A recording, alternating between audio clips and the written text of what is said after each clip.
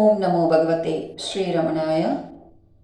அருணாச்சல சிவ அருணாச்சல சிவ அருணாச்சல சிவ அருணாச்சல அருணாச்சல சிவ அருணாச்சல சிவ அருணாச்சல சிவ அருணாச்சல அருணாச்சல. பகவான் ஸ்ரீ ரமண மகரிஷி அவர்களோட இந்த 145வது ஜெயந்தி விழாவில் இப்பிறப்பு என் பயன் என்கின்ற தலைப்பை எடுத்துக்கொண்டு ஒரு சில கருத்துக்களை நம்ம பகிர்ந்து கொள்ளலாம். இந்த பாரத தேசத்துல எத்தனையோ மகான்கள் பிறந்திருக்கிறாங்க. அந்த பாரத தேசத்துல நம்ம பிறந்திருக்கிறோங்கிறதே ஒரு பெரிய பாக்கியமா நம்ம நினைக்கிறோம்.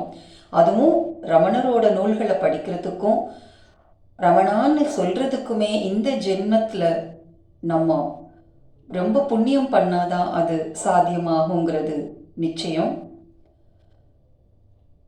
தென் தமிழ்நாட்டில் மதுரைக்கு பக்கத்தில் உள்ள திருச்சுழிங்கிற ஒரு கிராமம். அந்த கிராமத்தில் பூமிநாதேஸ்வரர் ஆலயம்னு ஒரு கோவில் இருக்கு. அந்த கிராமத்துக்கு திருச்சுழிங்கிற பெயரே எப்படி வந்ததுன்னு பார்க்கும் பொழுது ரொம்ப ஆச்சரியமா இருக்கு. ஒரு சமயம் வெள்ளம் ஃபுல்லாக சூழ்ந்து அந்த கிராமத்தை சுற்றி சூழ்ந்து இருக்கும் பொழுது அந்த கிராமத்தில் உள்ள மக்கள் எல்லாருமே அந்த பூமிநாதேஸ்வரர் கோயிலுக்கு போய் இறைவனை வழிபடுறாங்க. அப்போ சிவபெருமான் அவர்களுக்கு காட்சி கொடுத்து தன்னோட சூலாயுதத்தால பூமியில ஒரு சுழியலை ஏற்படுத்தி அந்த வெள்ள தண்ணி ஃபுல்லா அந்த சுழியல்ல இறங்கி மக்கள் எல்லாம் காப்பாற்றப்படுறாங்க. இறைவனால ஏற்படுத்தப்பட்ட அந்த சுழியலால தான் அந்த கிராமத்துக்கு திருச்சுழிங்கிற பெயர் வந்தது. அந்த பூமிநாதேஸ்வரர் கோயிலுக்கு பக்கத்துல தான் சுந்தரம் அழகம்மைங்கிற ஒரு தம்பதி. பகவான் கிருஷ்ணர் பகவத்கீதையில சொல்லியிருக்கார், மாசானா மார்கசீர்ஷோகம் அப்படின்னு. மாதங்களில் சிறந்த மாதமாக மார்கழி மாதமாக நான் இருக்கிறேன் அப்படின்னு சொல்லியிருக்கார். அந்த உத்தமமான மார்கழி மாதத்துல ஆருத்ரா தினத்தன்று தான் பகவான் சுந்தரம் அழகம்மைங்கிற தம்பதிக்கு மகனாக பிறந்தார். இதே உத்தமமான ஆருத்ரா தினத்தன்று தான் சிவபெருமான், மாணிக்க வாசகர், கௌதமர், பதஞ்சலி, வியாகிரபாதர் இந்த 4 பேருக்குமே காட்சி கொடுத்த நாளாக இந்த ஆருத்ரா தினம் ரொம்ப சிறப்பாக கொண்டாடப்படுது. அந்த விழாவில் அந்த ஊரில் திருச்சுழியில் அந்த விழா நடந்துட்டு இருக்கும் போது ஆருத்ரா தினத்தன்று நைட்டு பகவான் பிறந்தார். முந்தி காலத்துல எல்லாம் பிரசவம் வீட்டில் தான் பார்த்துருக்குறாங்க. அழகம்மைக்கும் ஒரு கண் தெரியாத பாட்டி தான் பிரசவம் பார்த்துருக்காங்க. குழந்தை பிறந்த அடுத்த நிமிஷமே அந்த கண் தெரியாத பாட்டிக்கு கண்ணொளி பெற்று அவர் பார்க்க தொடங்கிட்டார்.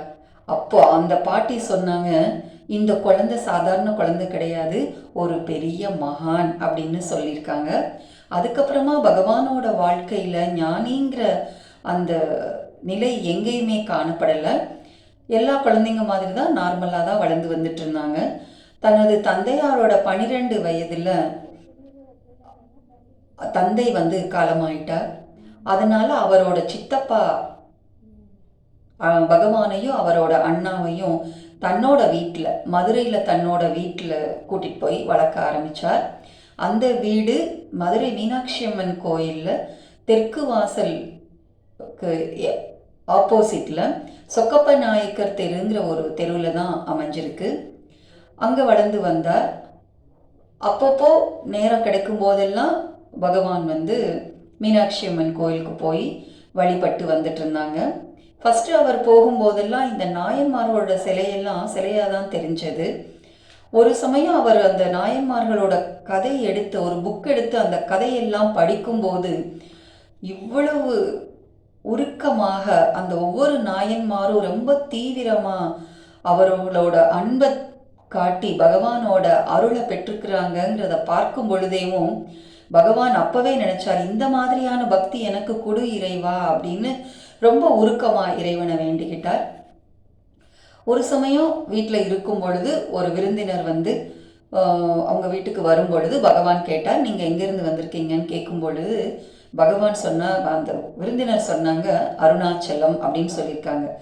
உடனே வெங்கடராமன் என்று அழைக்கப்படுகிற நம்ம பகவான் அருணாச்சலமா அது எங்கே இருக்குன்னு கேட்கும் பொழுது அது திருவண்ணாமலை அப்படின்னு விருந்தினர் சொல்லியிருக்காங்க. அதிலிருந்து அந்த நிமிஷத்திலிருந்து அவருக்கு அந்த அருணாச்சலங்கிற வார்த்தை மைண்டில் வந்து இடைவிடாமல் ஓடிட்டே இருந்தது.